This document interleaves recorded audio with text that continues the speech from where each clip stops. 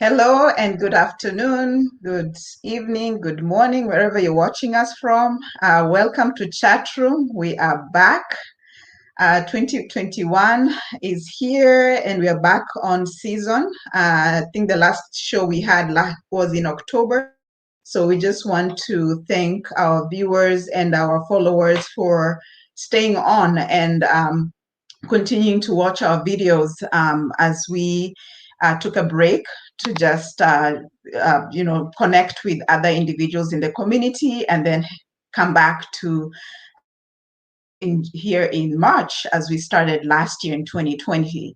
Now I know we are still in the pandemic mode and we are working towards maintaining social distancing and also maintaining the hand washing, the CDC guidelines and World Health Organization guidelines to curb or to mitigate the virus's spread. So as you can see, Dedan and I in different areas, and we've social distance, and we continue to encourage you, our viewers, who are watching us live here, and viewers who will watch us much later, to also maintain the same wherever you are. So just want to thank you again for continuing to follow us as chat room, as our conversations around mental health. Now, if you're joining us for the first time, my name is Beatrice. I do go by Betty on chat room. So if you happen to just say Betty, ask a question and use the name Betty, I'm still okay with that. And I also want to introduce my co-anchor, my co-host, Dedan. Say hi to our viewers. Hello, everyone, and welcome to Bid Chatroom 2021 edition. This is season 2. We had season 1 running up to October last year, 2020. Now here we are, 2021.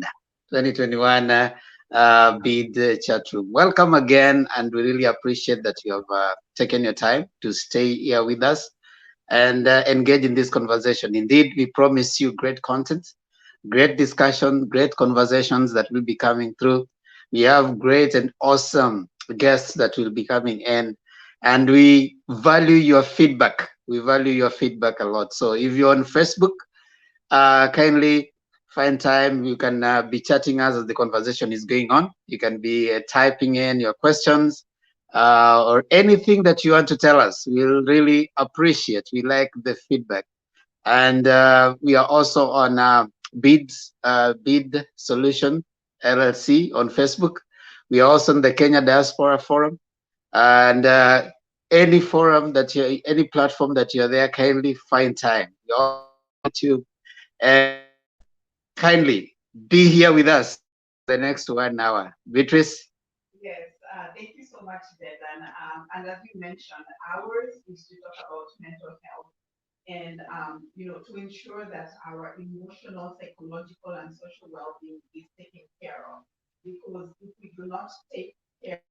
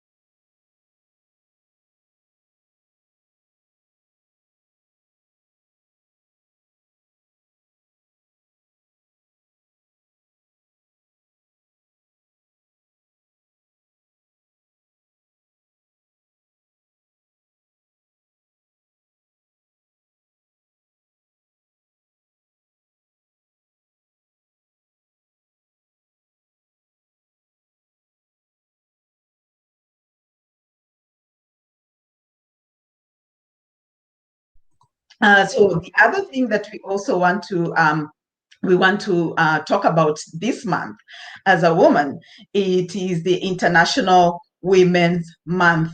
And this is a conversation that we are addressing, or a celebration that is happening throughout the month of March.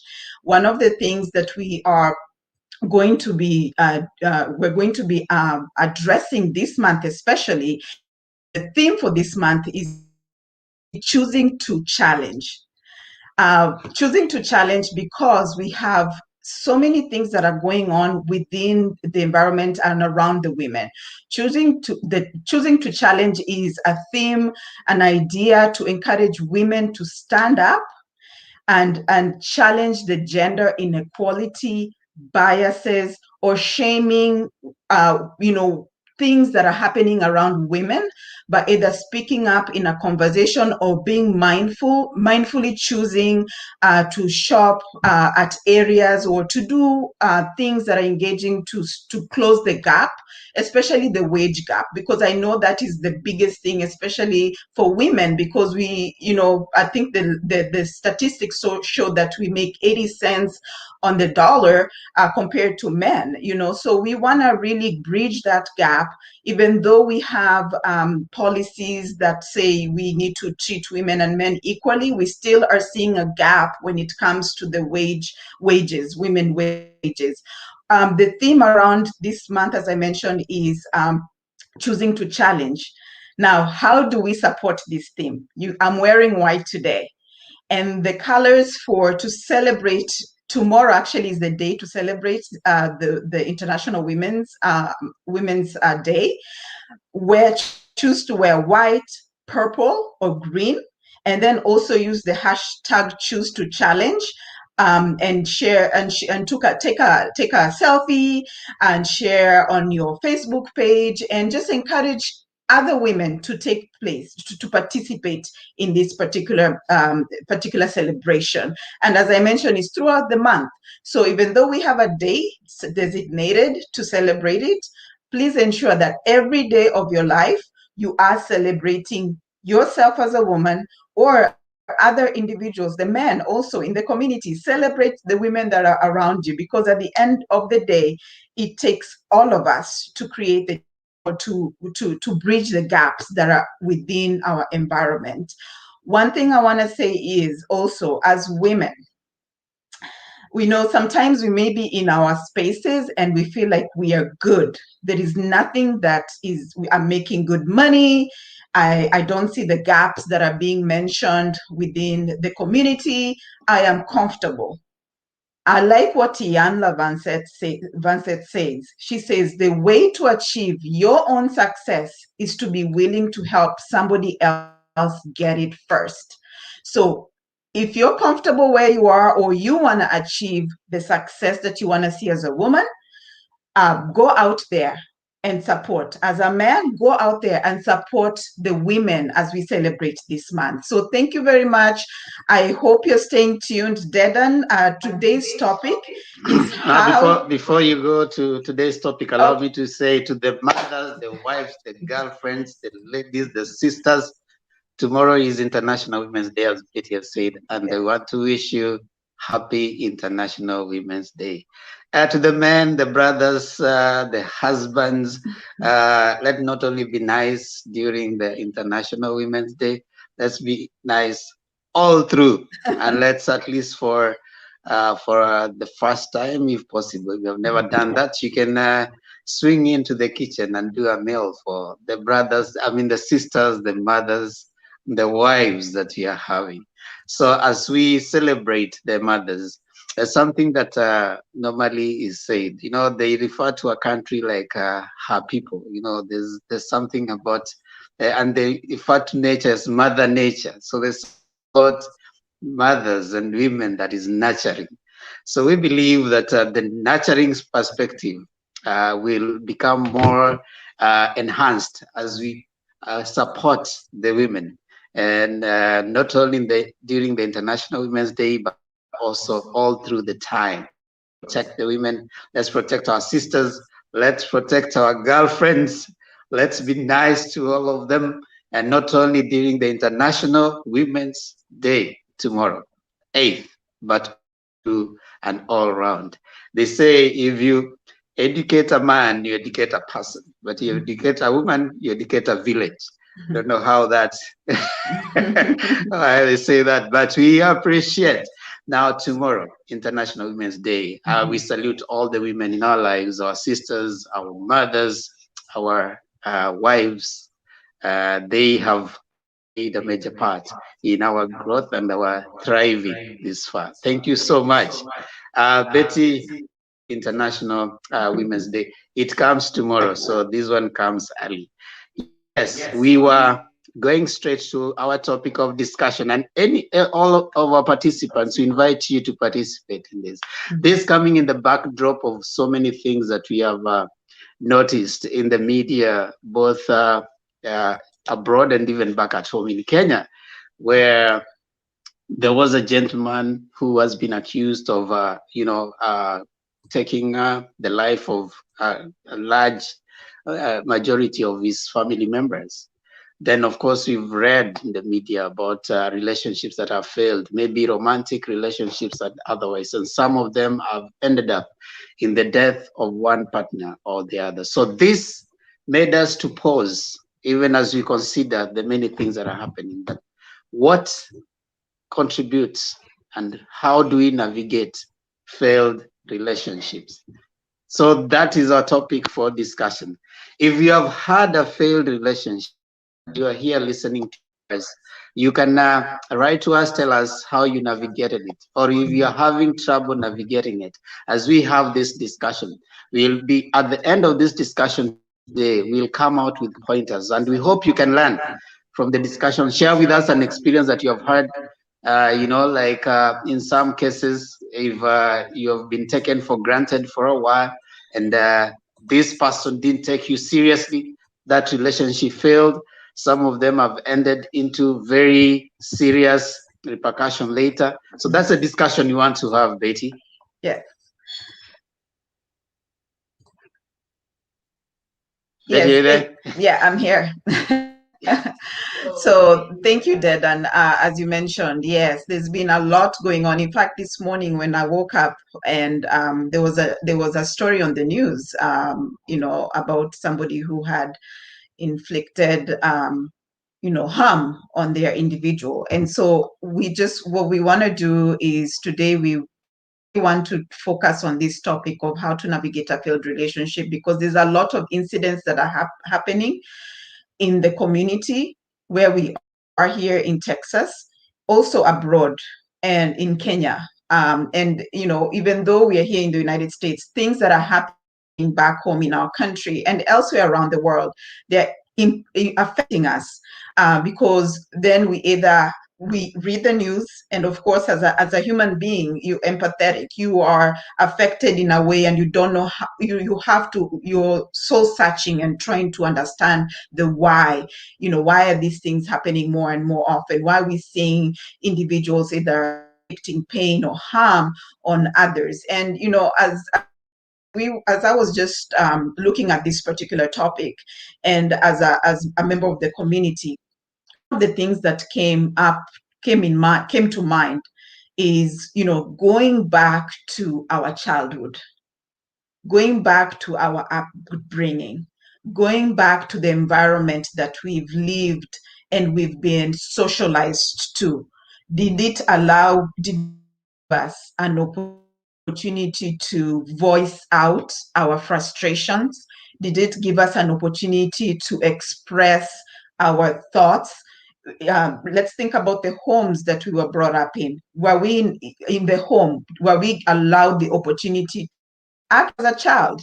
Were we given the opportunity to mess up? And what was the response? And I think if we start from there, then we will be able to understand how to navigate this relationship. We have to start from where we've been, then where we are. And the one topic that comes to mind is communication. How are we communicating with our children, with the adults, at work, and also as friends, as husbands and wife in a romantic relationship, how are we communicating? Are we giving ourselves an opportunity to be able to share our frustrations, to share how we feel in that moment? Maybe if we're in a heated argument, are we to each other? Because sometimes the argument or the focus may not necessarily be what is happening there. It could be, precipitated by other things that somebody's experiencing. Maybe they had a bad day at work. Maybe they had a bad day, with a friend. Or, as they're driving to work, to their house, there was some road rage happened. So when they get home, the communication is, you're not seeing eye to eye. So how do we navigate failed relationship? We have to start from our communication. And so, Dedan, I don't know if you have sort of like input on that. Yeah, that's you're saying something very very important that I think we need to appreciate, and that is first of all is the need for communication. But Betty, I wish to mention, and for the sake of our viewers, that the meaning you attach to a relationship is going to influence how you're going to respond and how you're going to navigate. Let's take two people. When we get into a relationship, first of all, you need to appreciate that we are born in relationship, we live in relationship, and then we die in relationship. So we are basically social by nature. But now our socialization socializes us to look at relationships in a certain way. So what attachment, what meaning do you attach to a particular relationship? The moment you meet someone, what do they mean to you? So sometimes the stronger the attachment, the more adverse the reaction is gonna be. You see, for example, if you take say two people who have met in a romantic relationship, and they start attaching meaning into this particular relationship. Some of them decide that this is my life, and they start investing. And in investing in a relationship, you invest emotionally, you can invest financially, invest even physically, So those kind of investments, eventually, they mean a lot to this person. Now, when anything threatens that investment, for example, you look at this relationship and you see your life.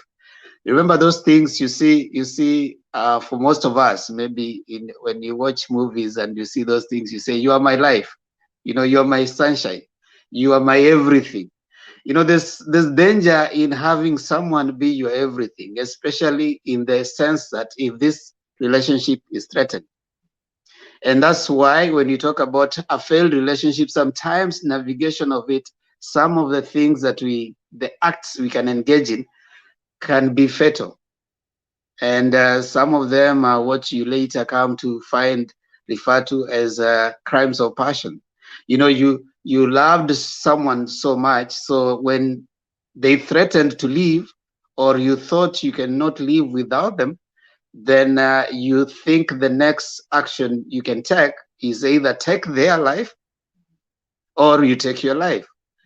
So suicide cases, depression, some people have generally lost touch with the normal world, and they have had to be checked into mental asylums because of a relationship that failed. In some situations, some of them plan revenge. If it's a gentleman, if it's a man, we are told of some cases have appeared in the media about men who have gone ahead and even taken the life of the lady and taken their own life, especially when they consider, there's this call in Kenya, umetuma fare na imekuliwa, and the lady didn't show up. You see, so that shows that the investment you have had in that relationship, how much invested were you? Sometimes, generally speaking, you are not invested the same way in a relationship as you come in together. One person is normally more invested than the other. So if you're the one who is more invested, you have probably given, for some of us, immediately you meet someone, you want to make sure that all your friends, there's that territorializing. All your friends know that the person. Sometimes you want to make sure that in some situations, investments, you want to invest in that person, you want to buy for them stuff, and in some cases, you want to take ownership of that individual in a romantic relationship.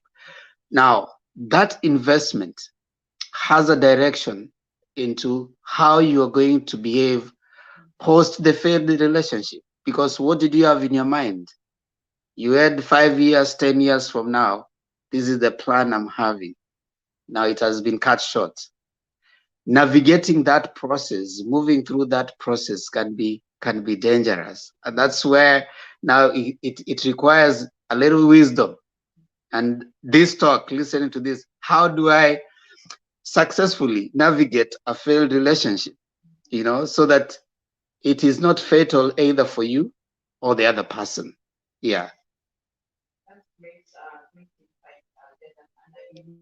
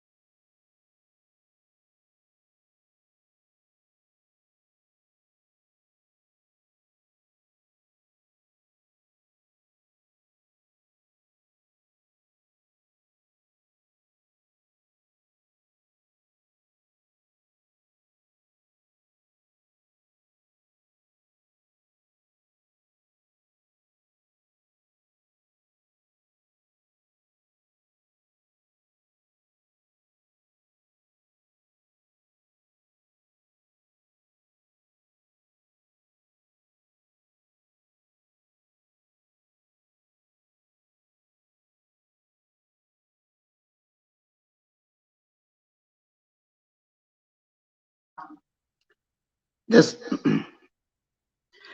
there's something you've said there, Beatrice, that's very important. Most people, when you approach someone and you go to them, you imagine, when you started, you talked about our socialization. There's a way all of us are used to interpreting the best thing in a relationship, and see our whatever it is that we are doing or the intention that we are trying to put into that relationship, we are hoping that the other person is actually interpreting it in the same way that we are doing. mm-hmm. So for example, if you have been socialized that if you love someone, you have to say, for example, buy them flowers every day. So your interpretation of buying flowers is that the person is actually loving you back because you're buying the flowers. Mm-hmm. Now, what we don't know is that the other person, that they have a different way of interpretation of what investment is in a relationship. Then you talked about something that also, now as you're doing that, the other person is having other ways of thinking about this relationship, which eventually it might be divergent to what you have. Mm-hmm. And therefore, what you talked about in terms of us reaching a point where our expectations are not met, and then we are counting down and we are saying, I've done this for you. I've invested this and this for you. I've probably built your house. We have people who have been gotten into serious situation because the spouse or the other person in the relationship has said that I did all this for you. You know, if the person was thinking whatever it is they were doing for the other person, and the person didn't notice, then that relationship becomes strained. Now the problem is, some of us and most of us may not know how to, to come into terms with the idea that whatever it is that I did, however much I tried, my good was not enough. The person was interpreting their world in a different way.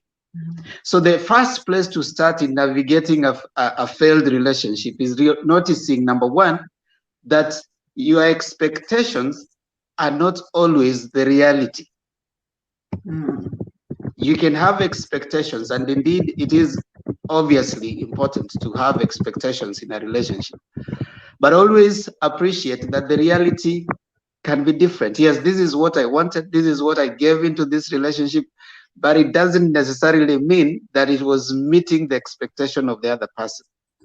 Because at no point did you meet and say that, if you move up to this point, then that is it. The moment you meet someone, you create your own expectation. For example, Beatrice, if you meet someone and you smile at them and they smile back, what you have in your mind is that they like you. That's your own expectation.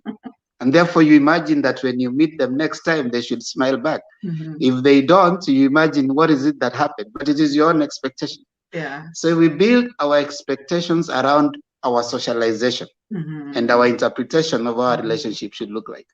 So aligning our expectation will help us navigate a relationship that is failing, knowing that it is possible, that not everyone that you should be attached to you.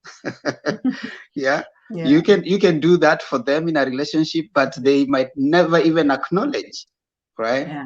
So it is important for us to appreciate that we are socialized differently, and my expectations sometimes may not be met in a relationship. So what you call defining a relationship, defining your contribution, defining what is it that is my expectation in this relationship. If we get to a point where we have done that, it will help us lessen the impact and sometimes not move to more extreme actions, like, for example, either going into depression or even going into being suicidal, even thinking of taking either your own life or the life object of your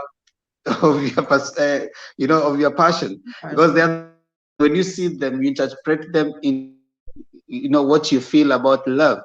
So imagine they fulfill your interpretation of what love is. Then if you do that, it will lessen the impact, and you'll get to know that it was my definition of what love is that kind of gave the direction of how what the other person did. So I just I want to make sure that people can hear me, because I'm getting a response that they cannot hear me. So I just want to get a thumbs up that y'all can hear me. Looks like there's been a sound issue on the end. Polka, thank you for that notification. Can you hear me now?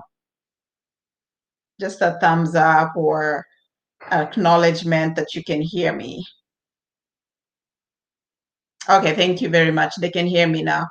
So thank you, Dedan, for that. I think moving on to other things that could necessarily help us navigate a failed relationship is understanding trust, understanding what we have defined as trust in the relationship, and if that is broken, how do we handle that? In a relationship, trust is very important. What if then that is broken in a relationship? What do we do? Somebody maybe did not deliver on a particular aspect of the relationship. They promised, or they did the opposite of what was expected of them, but they did not communicate back to say, hey, this happened. So the trust is broken. Or maybe from a romantic relationship, there was an affair. And then now moving forward, the trust is broken. And then now the relationship is also, ends up on a downward spiral. And we definitely know that trust is very important whenever we have relationships. And once that's broken, it's hard to build it back up. And as an individual and as a member of the community and the society, I know that individuals have gone to the extremes of inflicting harm just because they found either their significant other with another man or a woman, and the action that was taken right after was one that either ended a life or just created a lot of pain around within the relationship, and also the family or involved in the relationship. So when we talk about trust, Dedan, I don't know what's your view on trust when it comes to this topic. Thank you, Betty. That's a very, very interesting perspective. Yes, one foundation of a relationship is trust. One foundation of a relationship is trust. If you're going to in most relationship, they say you move by first of all trusting that the other person is doing what they're doing when you're not there.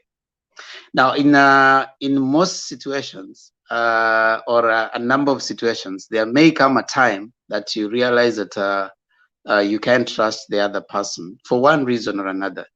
Maybe it is infidelity that has happened in a relationship, or you have noticed certain things that have happened in a relationship that you didn't think, or maybe they have said things to you that you didn't expect. Now, infidelity may not be the only one, the major one though. Many other things that you may find that may break the trust. Now, what I can say is this, Beatrice, and to our listeners, once trust has been broken in a relationship, they say trust is like wind. You don't see it, you only see its action. You know, when you move with someone, you believe that what they are telling you is the truth. You only see the actions of trust is what you see. Now, when it happens that trust has been broken, it for those who stay on to rebuild it, it takes a little bit longer and it takes a lot of energy to rebuild the trust. You'll need to work extra hard. You need to, if you choose to stay in that relationship, then it will mean that you need to work extra hard. You need to invest a little bit more, especially on the person who broke the trust, to prove that they can be trusted again. And now the person whose trust was betrayed has to work on themselves to learn to forgive on what they felt was a betrayal. So it is now working extra hard to rebuild the trust. It is normally a happy task, but it is possible. There are people who have had their trust relationship maybe broken by infidelity, or they have found things that they didn't know before, and they have chosen the path of rebuilding and sticking together. Now, let me say this. Sometimes it's called cost benefit analysis. Someone does a cost benefit analysis. What is the benefit of staying with the person versus leaving the person? And what is the cost of staying and rebuilding the relationship versus the cost of leaving?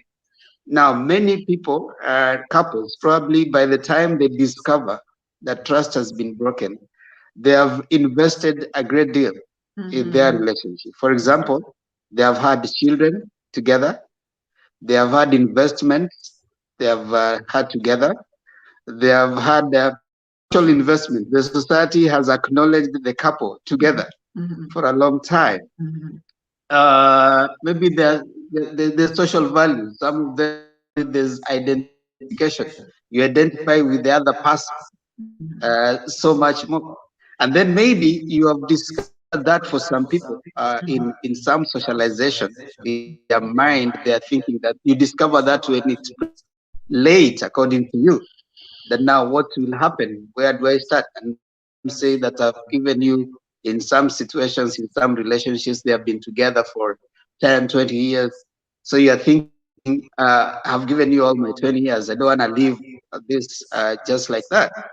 So in such situations, based on your own interpretation of what investment you are ready to put in, you can choose to stay on and do the work of the person who betrayed the trust, to work on regaining the trust, and the person whose trust was betrayed working on forgiving. Now, someone wrote and says that there are no guarantees in relationships. Yeah. Actually, the person said an interesting thing. If you're looking for a guarantee, go buy a fridge. At least you'll be given 1 year guarantee or 2 years guarantee. Now, what this says, whatever it is that happens right now has little to no determination of what is likely to happen tomorrow or in future. So is this person likely to betray the trust again? 50-50, yes and no. They are likely to change and be very good people, and even be even better people than they were before. But then there's also there's some school of thought. People think that someone who has actually betrayed you, that shows that did they say sorry because you found them, or they said sorry because of what they did? So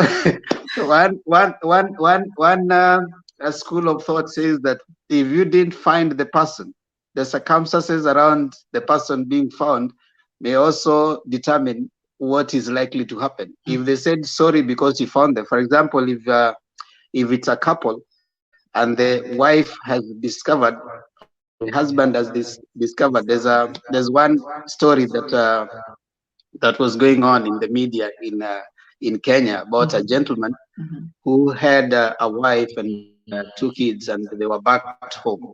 And so he went home, took the phone, and kind of synchronized it. So whatever messages that would come into the phone of the lady, he would see all the messages, and then of course from there the lady of course would delete. So when he went and found her, she said sorry. So the question was, did she say sorry because she was found, or she said sorry because she thought she was doing something wrong? So there's some people who have suggested that someone who is probably not trustworthy is not likely to be trustworthy even after the sorry. But I'm of the view that it is possible for someone to change completely. It is possible for someone to even be more trusting after that. But it's also possible that this person will not change. So you need to decide that whatever it is that you're doing in a relationship right now, it goes back to our expectation. What are you expecting? Are you doing it for the other person, or are you doing it for you? Are you making the decision for the other person or what they are going to do, or it is for you? Yeah.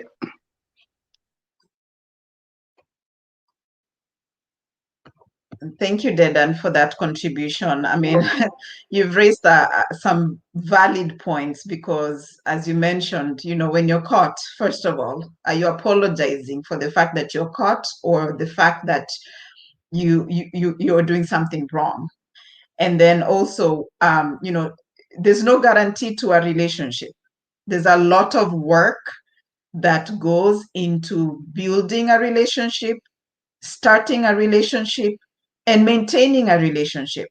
And so the going back to the defining the relationship helps us as we continue to grow the relationship, as we continue to sort of navigate through the challenges that might arise during the relationship.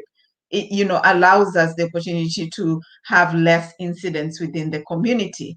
Now, the one thing that you mentioned is that when the trust is broken, there's a need for us to work at either regaining the trust or getting some sense of normalcy, not in those words, but getting some sense of normalcy into the relationships if you're choosing to stay or if you're choosing to sort of continue to build the relationship. One area that I feel like from where we are coming from, especially from a cultural perspective. I mean, I'm originally from Kenya. You're originally from Kenya.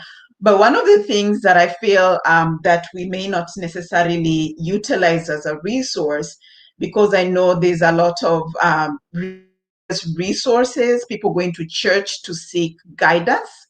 But one of the areas that I feel like there's a gap, a huge gap when it comes to navigating a failed relationship is seeking guidance or support or help from a medical or psychological perspective, because I feel like some relationship might require such intervention for them to either move forward or to make a decision of where you're going to take things within the relationship.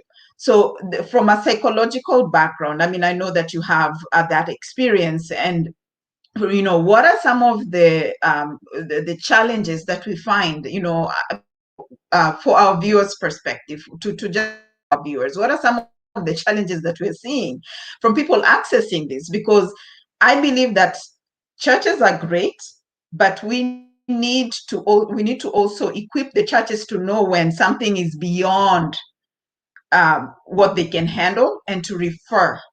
So either there's a partnership between the church, because a lot of people go there as their go-to, between the church and the psychology community, or there's there's insight or sort of communication in the church to say when something gets out of hand, I mean, that something is beyond what they can handle, to refer an individual to either a resource that is specialized in the matter that is being brought to their attention. Dedan. Thank you, Beatrice, for raising that perspective of navigating a failed relationship. One of them that we tend to respond to, we take therapy sessions from what you have mentioned. One is religious leaders, and they have a part to play, because they say we have human beings are spiritual beings. They generally have a tendency to fall back to some sense of spirit, So while we acknowledge the position of a religious setting, like for example a church, for Muslims maybe a mosque and pastors and all, there's also need for us to appreciate the contribution of psychotherapists, like psychologists and counselors, to help us navigate some of the areas in our relationships. Because there are tendencies that sometimes, in some cases, they may not all respond to only prayers. You might need an extra sense of response not necessarily belittling the importance of religious intervention. Prevention. Now, the other thing, when we consider psychotherapy and counseling and all, we also need to appreciate what we said when we started. When you are socialized that a relationship must work, whatever the case, some people move into a relationship with the idea that it must work. Now, in the event that it fails, you consider yourself a failure. For example, if it's a romantic relationship for that matter, a marriage for that matter, in some socialization, and some of us are socialized to believe that failure is not an option in a relationship. So if it fails, then you have also failed, and you also now fail, and it leads to many other things, including taking your life or taking someone else's life. Because you are thinking that you cannot have invested all this and it is not working. Remember, when you're having a relationship with someone, they are human beings, and human beings are dynamic. Betty, the person you meet when both of you are 20 years, 5 years later, one of you is 25, the other one is 25. It is not the same person. Several things have changed in the person, including themselves in the way of their feelings and what they hope for. So if they are still choosing to be in the relationship, then it's not something about what you are doing. It is about what they have chosen to do, to stay and still be in the relationship with you. So once you understand that, then we'll appreciate that my expectations might not necessarily be the expectation of the other person. And also we need to appreciate that the reasons that both of you came into the relationship might not be the same. You probably came in because you saw a beautiful lady.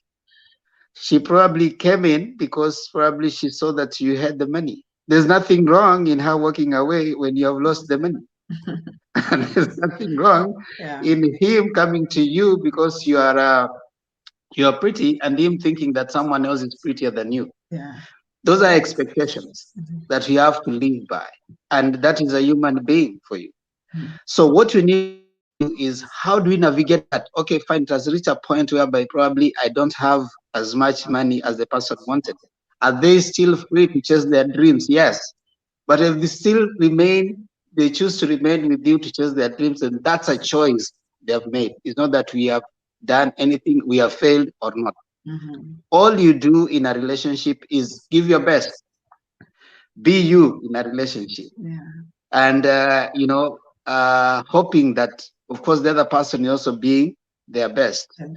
Now, what happens after that is not about what you did or didn't do. Now, one thing I need to say, because we have read so much in the media, if you want a woman to be happy, do this. You want a man to be happy, do this. You have been told all that. So some of us move with that in the mind, not realizing that those are generalizations. They're not specific. You need to identify when you're dealing with the lady, you are dealing with the person, not the people. Not you're not dealing with the women. You're dealing with, if it is Betty, it's Betty. What are her specific needs? What are her specific desires? What are her specific things? How does she look at life? How does he look at life? Specific person you're dealing with, without generalizing. So that if they choose to a different path, you don't blame yourself, beat yourself so hard, because you did your best as far as your expectation was concerned. You gave your best, and then from there, as Beatrice was saying, if another way of navigating for as we started identifying, describing, defining your relationship, knowing, defining your expectations. Now, what we are saying, seeking therapy, not necessarily only church, but also psychotherapy and counselors. They can walk with you through making sense of the failure. That is making sense of because there's a sense of loss, right? You have lost a relationship. Instead of engaging in a maladaptive behavior where you are going to coping mechanism, where you're going to kill someone or drinking yourself out, or getting yourself into self-harm behavior, Mhm. you can they can help you to channel that negative energy into something positive. Positive. For example, taking relaxation methods that Mhm. that Mhm. engaging in more sports to help you forget that.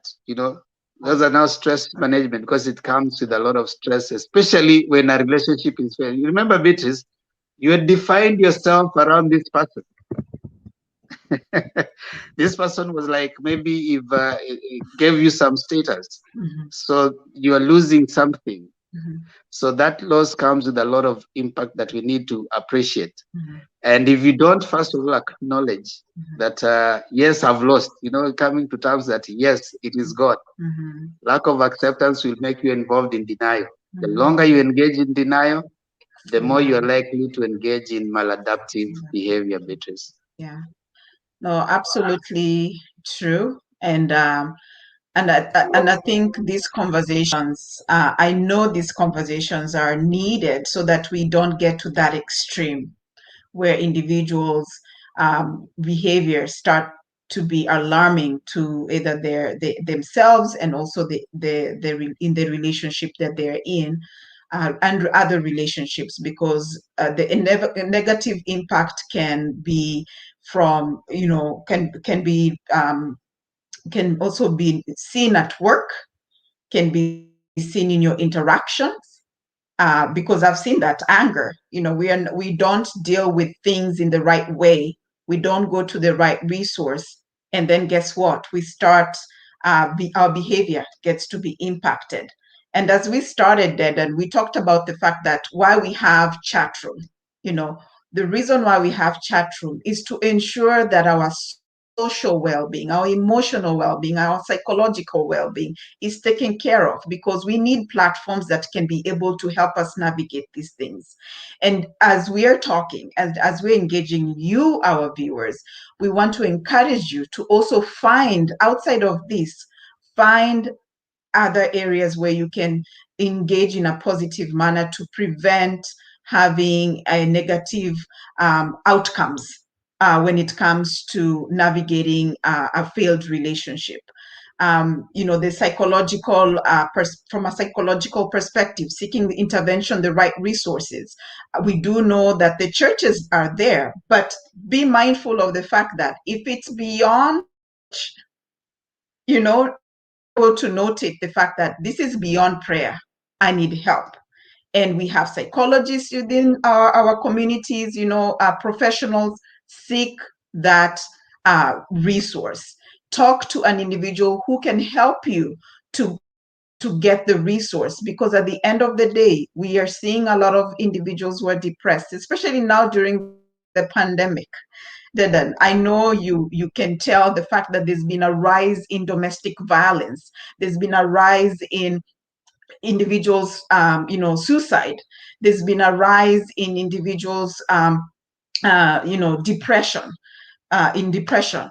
So we want to, emphasize on the fact that go and seek the right intervention when you identify with a negative situation, or even just are experiencing a down moment, because sometimes we don't necessarily identify whenever we are experiencing a failed relationship, when we find ourselves to be, just low. We're sleeping a lot, we are not eating, we are not taking care of our, just self-care. We're not taking grooming.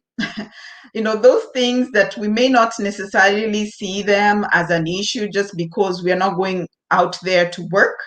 We're not leaving the home. We're working from home more. A lot of individuals are working from home.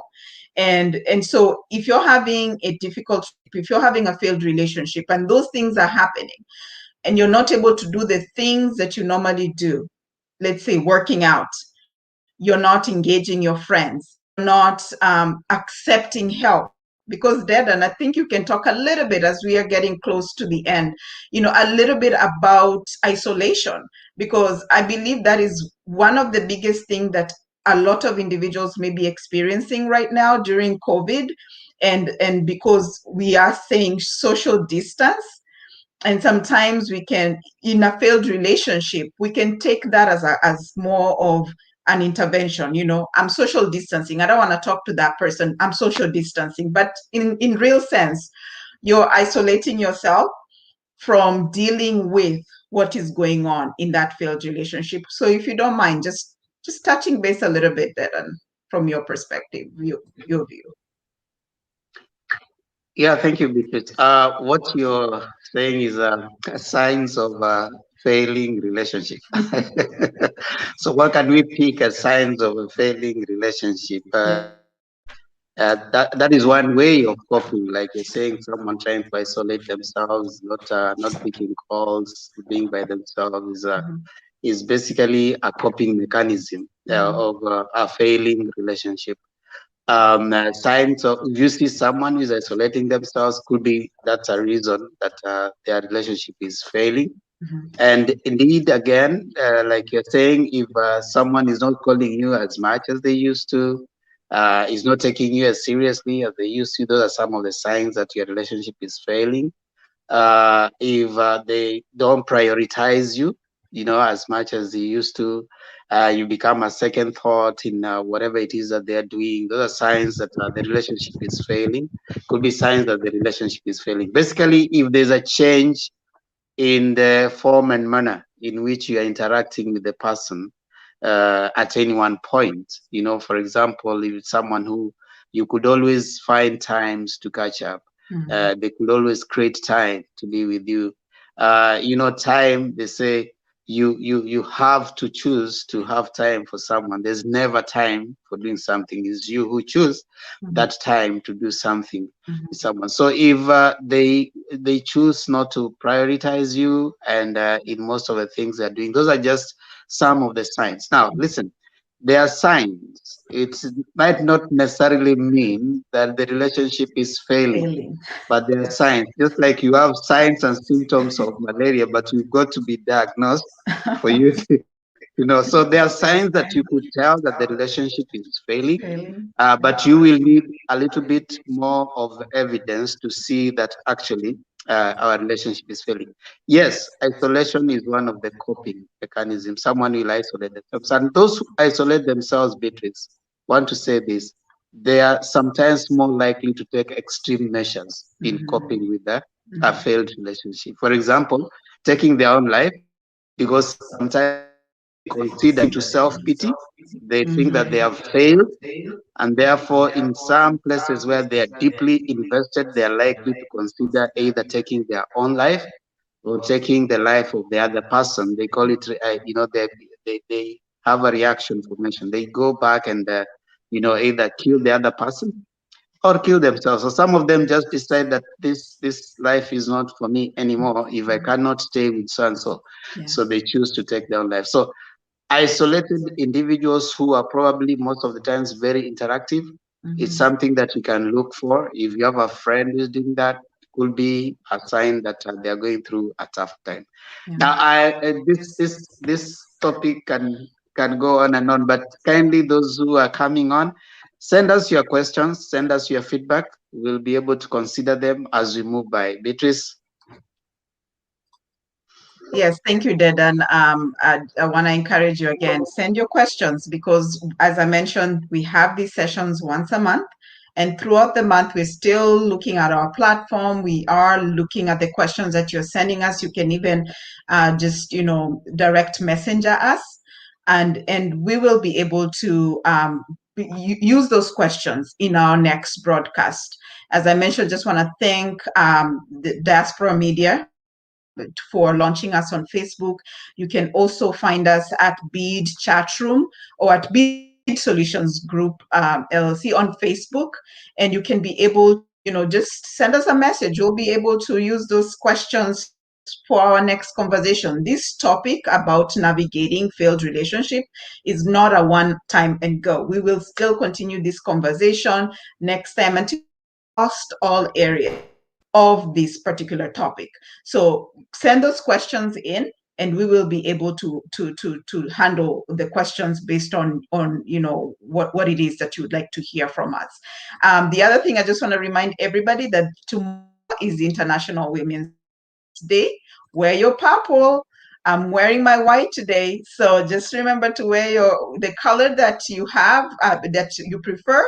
You can also choose to volunteer out there, and can create this awareness and continue to just encourage each other as women, and we can close the gap on gender inequality, the biases that are surrounding us as women, that so that at the end of the day, we're not silent, we are standing up, and we are challenging the norm, and we're able to move the